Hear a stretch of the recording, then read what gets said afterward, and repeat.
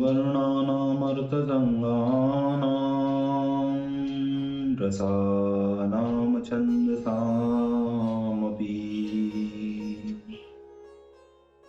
मङ्गलानां च कर्तारो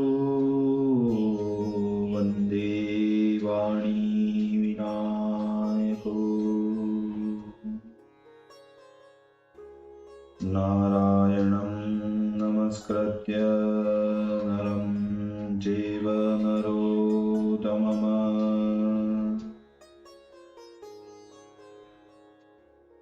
देवीं सरस्वतीं व्यासं ततो जयमुदीरयेत्।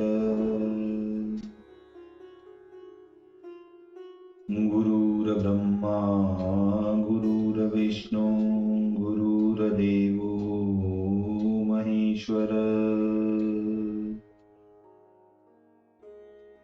गुरुर्साक्षात् परब्रह्म तस्मै श्री गुरुवे नमः।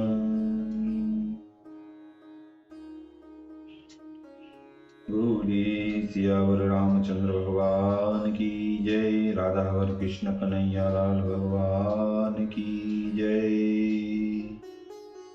श्री उमा महेश्वर भगवान की जय, श्री गायत्री ब्रह्मदेव भगवान की जय,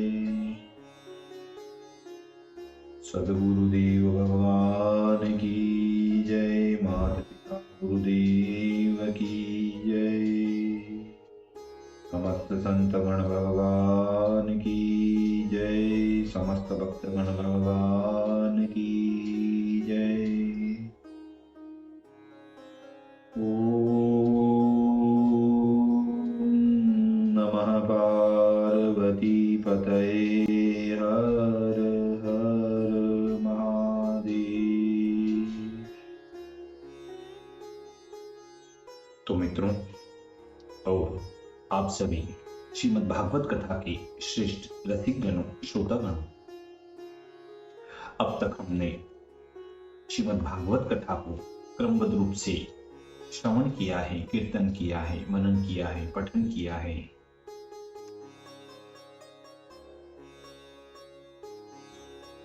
तो अब हम श्रीमद् भागवत कथा के छठे स्कंद की चौथे अध्याय की ओर कथा को अग्रसर करते हैं। आप सभी श्रेष्ठ श्रोतागण रसिकजन भगवान श्री राधा वल्लभ कृष्ण कन्हैया लाल के श्री चरणों में दृढ़ भक्ति रखते हुए कथा का श्रवण करें, पठन करें, मनन करें, कीर्तन करें, भजन करें।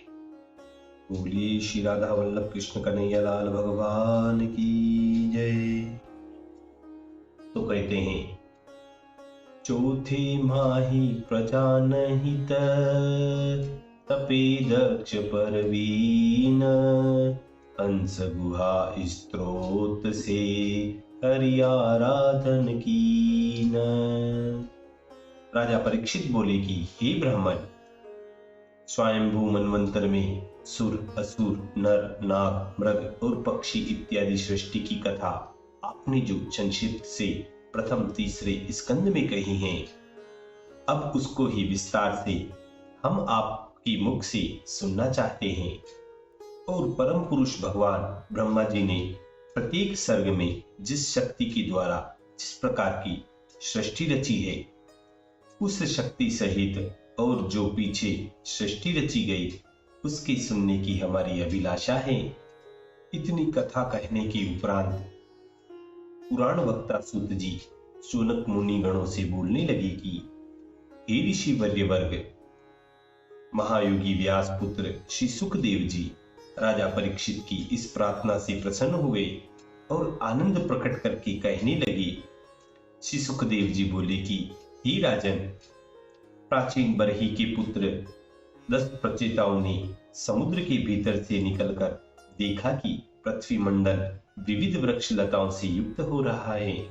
हे परीक्षित, वृक्ष लतादिकों से इस प्रकार पृथ्वी के छा जाने का कारण यह है कि नारद जी के उपदेश से प्रचेता लोगों ने निर्वृत्ति मार्ग अवलंबन कर लिया, जिससे कि उन राजा की पृथ्वी पर खेती इत्यादि नहीं हुई तपस्या की करने से प्रचिता लोगों को क्रोध उत्पन्न हुआ था।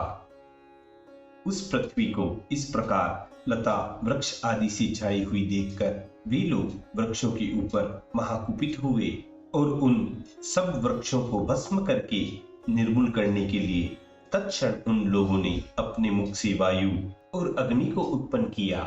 हे कुरुश्रेष्ठ, जब वायु और अग्नि से वृक्ष भस्म होने लगे तब वृक्षादिकों के राजा भगवान चंद्रमा प्रचेता लोगों का कोप शांत करने की कामना कर उनसे बोले, हे महाभाग, वृक्ष अति दीन हैं, इन पर द्रोह करना आपको उचित नहीं, क्योंकि आप तो प्रजापति हो, इसलिए विशेष रूप से प्रजा की बढ़ाने की तुम लोग इच्छा करने वाले हो। इन वृक्षों को इस प्रकार निर्मूल करना आपके लिए अति अयोग्य बात है। हे वत्सगण, प्रजापतियों की पति सर्वांतर्यामी भगवान ने पृथ्वी के वृक्ष व औषधियों को भक्ष और अन्न को उत्पन्न किया है, इसलिए अचर पदार्थ चर पुरुषों के खाद्य है, अपद पदार्थ पादाचारियों के भक्ष्य है, हस्त रहित प्राणी हस्त युक्त प्राणियों के भोजन है और चौपाए जंतु दुपाए जंतुओं के आहार हुए हैं। देखिए, यहाँ एक शंका आती है। चंद्रमा ने प्रचिता के पुत्रों से कहा कि मनुष्य का आहार पशु है, यह बड़े आश्चर्य की बात है।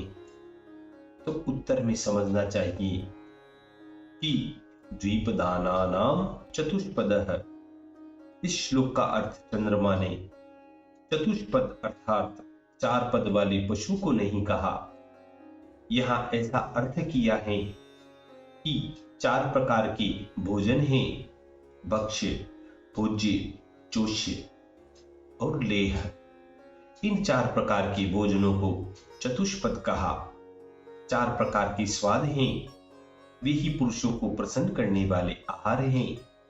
यही बात विचार करके कही है। कुछ चतुष्पद चार पैर वाले पशु को चंद्रमा ने नहीं कहा, तो कहते हैं, अतः उन भक्ष्य भोज्य इत्यादि को भस्म करके निर्मूल करना प्रजापति लोगों को उचित नहीं है।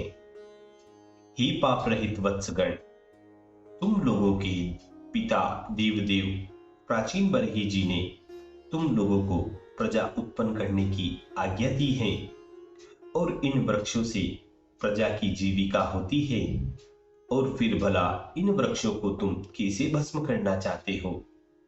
आप लोग शांत हो और साधु पुरुष जिस मार्ग पर चलते हैं उसी पर आप भी चलो, और यह महाकोप जो तुमको उत्पन्न हुआ है उसको त्याग दो। हे वत्सगण, हम तुमसे जिस मार्ग का अवलंबन करने को कहते हैं उस मार्ग का सेवन करो, क्योंकि तुम्हारे पिता पितामह और प्रपितामह जिस मार्ग का सेवन करते आए हैं और कुल में आज तक ऐसा काम किसी ने नहीं किया। और विचार करके देखो कि जिस प्रकार से बालकों के पिता माता ही रक्षक हैं, आंखों की पलक ही रक्षक हैं, स्त्रियों के पति ही रक्षक हैं, भिक्षुकों के गृहस्थ ही रक्षक हैं, अज्ञानियों के ज्ञानी ही ज्ञानदायक हैं, वैसे ही प्रजा के प्रजापति लोग रक्षक हैं। तुम लोग प्रजापति हो, इसलिए प्रजा की जीविका का नष्ट करना तुम्हें किसी प्रकार उचित नहीं है। और सब भूतों के भीतर आत्मस्वरूप परमेश्वर भगवान वर्तमान रहते हैं, इसलिए सब जीवों में भगवान हरि का स्थान समझना चाहिए। इस प्रकार करने से ही तुम लोग भगवान को संतोष करा सकोगे। हे वत्सगण, जो पुरुष आत्मस्वरूप आकाश से अकस्मात उत्पन्न हुए महात्रिव्य क्रोध को ब्रह्म ज्ञान से जीत लेता है, उसने मानो सभी गुणों को जीत लिया। इसलिए तुम अब इन दीनहीन वृक्षों को मत जलाओ, जो जल गए वे जल गए, बचे हुए इन सब वृक्षों को रहने दो, तुम्हारा मंगल हो। इन सब वृक्षों ने एक कन्या का प्रतिपालन कर रखा है, तुमको वही कन्या दान करते हैं। यह कन्या अति श्रेष्ठ है, तुम पानी ग्रहण करके इसको अपनी पत्नी बनाओ। हे राजन, चंद्रमा ने इस प्रकार समझा बुझाकर आप ही उद्योगी हो ब्रह्मलोचा अप्सरा की वह कन्या प्रचिता लोगों को दे दी। उन लोगों ने भी धर्म सहित उसका पाणी ग्रहण किया। उस कन्या के गर्भ में प्रचेताओं से दक्ष प्रजापति उत्पन्न हुए, जिनकी उत्पन्न की हुई प्रजा समूह से तीनों लोग परिपूर्ण हो गए। ही राजन, यह दक्ष अपनी बेटियों को बहुत प्यार करते थे। उन्होंने जिस प्रकार शुक्र और मन के द्वारा सब भूतों की सृष्टि उत्पन्न की, अब सावधान होकर यह सब वृतांत तुम हमसे सुनो। हे कौरव श्रेष्ठ, प्रजापति दक्ष ने प्रथम सुर, असुर, मनुष्य इत्यादि आकाशचारी, भूमिचारी और जलचारी सब प्रजाओं को मन से उत्पन्न किया, परंतु इस प्रजा की सृष्टि किसी प्रकार से भी नहीं बढ़ी। यह देखकर प्रजापति ने संन्यास धर्म ग्रहण कर विंध्याचल के निकट वाले एक छोटी पर्वत पर जाकर अति दुष्कर तपस्या करनी आरंभ की। उस पर्वत के निकट ही अधमर्षण नामक एक पाप नाश करने वाला तीर्थ था। चित्रकूट से 12 कोश आग्नेय कोण की ओर, प्रयाग से 20 कोश नैऋत्य दिशा की ओर और रीवा से 12 कोश वायव्य कोण की ओर वह पर्वत था। उसी तीर्थ में तीनों काल की संध्या में स्नान करके दक्ष भगवान हरि को संतोषित करने लगे और हंस गुहा नामक प्रसिद्ध स्त्रोत पढ़कर भगवान अधुषज की स्तुति करने लगे। हे राजन, भगवान हरि जिस प्रकार से प्रजापति दक्ष के ऊपर प्रसन्न हुए, वह हम तुमसे कहते हैं, तुम सुनो। उस हंस गुहा स्त्रोत से प्रजापति दक्ष जी ने इस प्रकार स्तुति की थी कि उनकी चीर शक्ति सत्य है, इसलिए वह जीव और माया दोनों के नियम कहे। परंतु इस प्रकार होने से भी जिन समस्त जीवों के गुणों में ही तत्व बुद्धि है, वह उनका स्वरूप नहीं देख सकते, क्योंकि उनका परिमाण और सीमा नहीं है और वह स्वयं प्रकाश पाते हैं। इसी कारण सिद्ध रूप हैं। ऐसी सर्वोत्तम देव को बारंबार नमस्कार करता हूं। गुण अर्थात विषय जिस प्रकार गुणी के अर्थात इंद्रियादि विषयों के सख्य अर्थात प्रकाशत्व को नहीं जानता, वैसे ही सख्य जीव भी इस वेद रूप पूर्व में वास करके इस स्थान में वास करने वाले जो सखा हैं, उनकी इंद्रिय प्रवर्तकत्वादिक रूप सख्य को वह नहीं जान सकते, क्योंकि उस जीवी की दृष्टि परप्रंच में बंधी हुई रहती है। ऐसे महाऐश्वर्यवान ईश्वर को मैं नमस्कार करता हूं। अहो, देह, प्राण, इंद्रियां, अंतःकरण, पंचभूत, पंचतंत्र मात्रा, यह सब आत्मा को अर्थात अपने स्वरूप को और इंद्रिय वर्ग तथा इन दोनों में श्रेष्ठ देवता वर्ग को नहीं जान सकते। यद्यपि पुरुष अर्थात जीव इन तीन के मूलभूत समस्त गुणों को जानते हैं, तो भी यह ऐसे ज्ञात होकर भी सर्वज्ञ भगवान को नहीं जान सकते। ऐसे अनंत भगवान की मैं स्तुति करता हूँ, जिनके द्वारा नाम रूप का निरूपण होता है।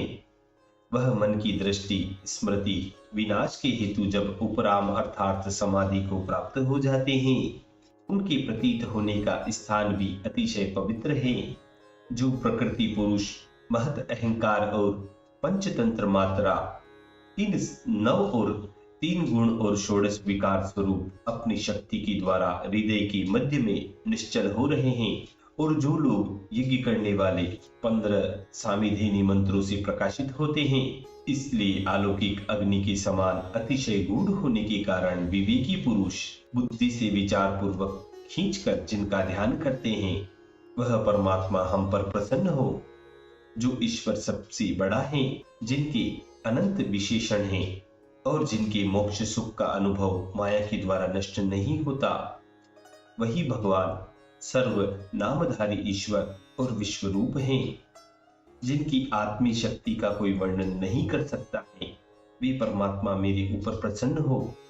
अहो, जो स्वयं प्रकाशक हैं, इसलिए वचन से कहने में नहीं आता है। बुद्धि के द्वारा जिनका व्यवहार होता है, इंद्रियों से जो निरूपित होता है, मन के द्वारा जो संकल्पित होता है, और ये संपूर्ण भी जिसका स्वरूप नहीं हो सकते, क्योंकि यह सब पदार्थ गुणों से बढ़ते हैं, वह परमात्मा इन सब से अलग हैं, क्योंकि वे सब गुणों की उत्पत्ति और प्रलय के अलग दृष्टि आते हैं। जिस अधिकरण में, जिस अपादान से, जिस कारण से, जिसके संप्रदान को, जिस कर्म को और जिस करके जिस प्रकार से जो कर्म कृत अथवा कारित होता है, वही सबका ब्रह्म है, वही सबका कारण है, क्योंकि वह सबके आगे अपने आप से ही सिद्ध हो रहे हैं। वह पर और अपर सबका ही परम कारण है और विजातीय शून्य है, जिनकी शक्तिवाद विवाद करने वाले वादियों के विवाद संवाद की भूमि है, और ब्रह्म ही अपनी अपनी सब कहते हैं। जब सब पदार्थों में ब्रह्म का ही स्वरूप है और सब पदार्थों का कारण है, फिर मीमांसक लोग परस्पर क्यों विवाद किया करते हैं? कोई कहता है यह जगत सदा ऐसे ही चला आता है और यह जगत न कभी उत्पन्न होता है न कभी नष्ट होता है, और विवादी लोग लोक में अनेक अनेक प्रकार के वाद विवाद किया करते हैं। और मोह ममता जो ब्रह्मा की माया है, उस अविद्या आदि की शक्तियों से मोहित हो चित्त में भांति भांति के संकल्प विकल्प उठते रहते हैं और कहते हैं कि ब्रह्म के स्वरूप में इनमें का कोई पदार्थ भी नहीं। वह परब्रह्म परमात्मा तो सबके विलग हैं, और ब्रह्मवादी लोग मीमांसा करके उनको समझाते भी हैं, परंतु तो भी वे सब अपनी अपनी ही गति गाते रहते हैं, गीत गाते रहते हैं, जिनकी ऐसी अद्भुत माया है। उस अनंत गुण रूप भूमा भगवान को मैं बारंबार नमस्कार करता हूँ। कोई कहता है यह वस्तु है, कोई कहता है नहीं है। सबके मतांतरों में अंतराय हैं और परस्पर विरुद्ध हैं। अहो, जो योग शास्त्र में पदादि हैं कहकर जिनकी उपासना विधि बतलाते हैं, और जो सांख्य शास्त्र में पदादि नहीं है कहकर जिनकी उपासना का निषेध करते हैं, परस्पर विरुद्ध उन योग और सांख्य शास्त्र के द्वारा जो कुछ प्रतीत होता है, वह बृहद वस्तु ब्रह्म विवाद में और अविवाद में आस्पद है, अर्थात वही परब्रह्म है। योग और सांख्य शास्त्रों में यदि कोई पदादि है और पदादि नहीं है ऐसा कहकर विवाद करने से इन दोनों का धर्म अलग अलग हो, तो इन दोनों का विधि और निषेध एक वस्तु में निष्ठ होने से उनका विषय एक ही हो गया है। जो कुछ हो वही वस्तु परम कल्याण रूप है, क्योंकि विधि और निषेध के विषय में नहीं है, और बिना अधिष्ठान की पदादि कल्पना और विधि के निषेध असंभव होने से वह वस्तु अनुकूल अर्थात इन दोनों के उपपादक रूप से भी सिद्ध है। अहो, जो प्रकृत नाम रूप रहित होकर भी पाद मूल के उपासनाकारी पुरुषों के निमित्त अवसरों के द्वारा विशुद्ध सत्व अनेक अनेक रूप और कर्मों से अनेक नाम ग्रहण करते हैं, जिनका ऐश्वर्य अचिंतनीय है, वह अनंत रूप परमेश्वर हमारे ऊपर प्रसन्न हो। जिस प्रकार वायु पद्मादि विशेष विशेष पदार्थ की विशेष विशेष गंध का आशय करके अनेक गंध युक्त हो प्रकाश पाती हैं, और पृथ्वी की रेणु का आशय कर काली पीली धुंधली इत्यादि अनेक रूप वाली हो जाती है, वैसे ही जो भगवान अवार्चनीय उपासना के मार्ग द्वारा मनुष्य गणों की वासनाओं के अनुसार उन्हीं देवताओं के रूप में विविध प्रकार से प्रकाश पाते हैं, अर्थात जो एक परमेश्वर ही उपासकों की वासना के अनुसार उनके ही इष्ट देव रूप हो विशेष विशेष फल प्रदान किया करते हैं, वही परमेश्वर हमारे मनोरथ सफल करे, और किसी देवता से हमारा कुछ प्रयोजन नहीं। श्री सुखदेव जी बोले कि हे कुरुश्रेष्ठ, प्रजापति दक्ष ने जब इस प्रकार स्तुति की, तब भक्त वत्सल भगवान ने उनके ऊपर संतुष्ट होकर प्रसन्न होकर उस तीर्थ में ही प्रकट होकर अति चमत्कार रूप से उनको दर्शन दिया। श्री भगवान गरुड़ पर बैठे थे, 8 विशाल बाहु जानु पर्यंत लंबित हो रहे थे, 8 हाथों में शंख चक्र गदा पद्म धनुष बाण खड़ग पाश यह 8 आयुध शोभायमान थे। पीतांबर पहने श्याम वर्ण प्रसन्न मदन कमलवत नेत्र सर्वदा प्रसन्न कंठ से लेकर चरणों तक वनमाला लटकाए, हृदय में श्रीवत्स चिन्ह, गले में कौस्तुभ मणि झलकाए, मस्तक पर किरीट मुकुट सजाए, कानों में मकराकार कुंडल झलकाए, उन त्रिभुवनेश्वर भगवान के चरणों में नुपुर पड़े, कटी में किंकणी, गोंधनी इत्यादि भूषणों के हीरे से रत्न जड़े, अंगूठी, बाजूबंद, कड़े हाथों में शोभायमान थे। इस प्रकार सजे हुए पुरुषोत्तम नामक त्रिलोक के मोहन रूप धारण करके भी प्रकट हुए।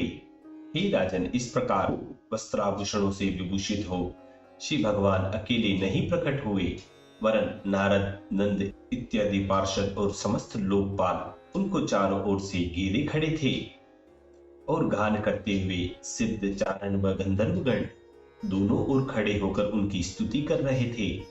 हे राजन, इस प्रकार से अति आश्चर्य रूप देखकर प्रजापति के अंतःकरण में परमानंद उत्पन्न हुआ। मन के द्वार सब पूर्ण हो गए। अति हर्षित चित्त होकर भूमि पर सिर नवाकर दंडवत प्रणाम किया, परंतु प्रेम के मारे कोई बात उनके मुख से निकल नहीं सकी। झरने वाली नदी जिस प्रकार जल से भर जाती है, वैसे ही अति भारी हर्ष से प्रजापति की इंद्रियों के द्वार परिपूर्ण हो गए थे। अर्थात अति भारी आनंद में परिपूर्ण होने के कारण उनकी रागादि इंद्रियों की वृत्ति मानो शून्य हो गई थी, इसलिए वह वचन कहने को समर्थ नहीं हुए और पुरुषोत्तम की केवल वंदना ही की।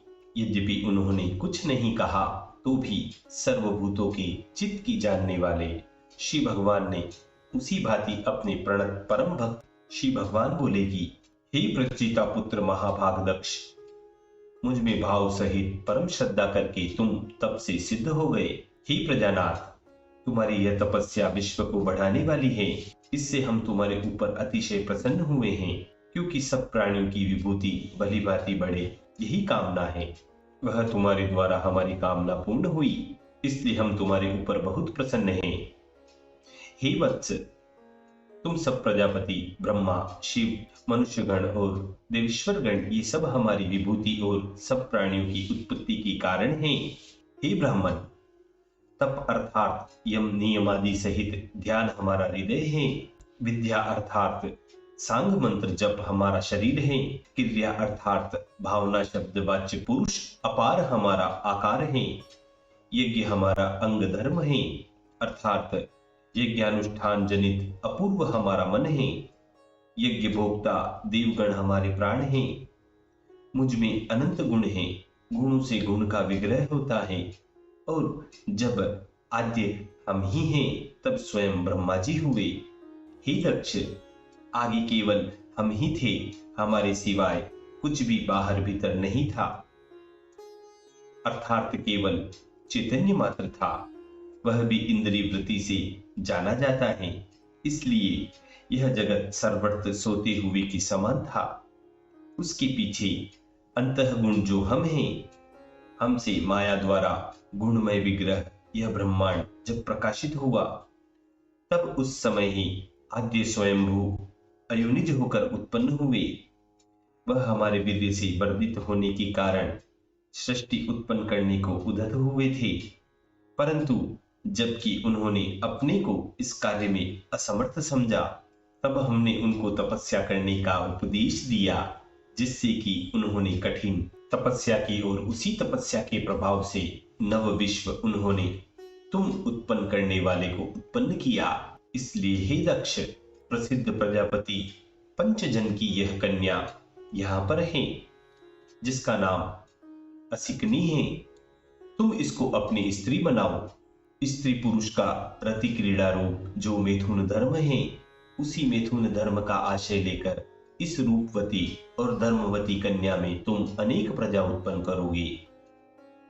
हमारी माया के वश होकर तुम्हारे पीछे की सब प्रजा भी स्त्री के साथ मैथुन धर्म से पुत्रादिक रूप में उत्पन्न होगी और हमारे लिए भेंट देगी। श्री सुखदेव जी बोले कि हे राजन, विश्व भावन भगवान इस प्रकार कहकर दर्शनकारी दक्ष के सामने स्वप्न में प्राप्त हुए पदार्थ की नाई उस स्थान में ही अंतर्ध्यान हो गए। तब दक्ष जी ने यह कवित कहा, राग उदय भोग भाव लागत सुहावन से, बिना राग ऐसे लगे जैसे नागकारे हैं। राग ही से पाग रहे तनु में सदैव जीव, राग गए आवत गिलानी होते न्यारे हैं। राग ही से जग रीति झूठी सब सत्य जाने, राग मीठे सुजत असार खेल सारे हैं। रागी वित रागी के विचार में ही बड़ो भेद, जैसे भट्टा पथ काहू काहू को बयारे हैं, जैसे भट्टा पथ काहू काहू को बयारे हैं। इसी मधुर संवाद के साथ श्रीमद् भागवत कथा के छठे स्कंद की चतुर्थो अध्याय पूर्ण है। बोलिए श्री कृष्ण कन्हैया लाल भगवान की जय।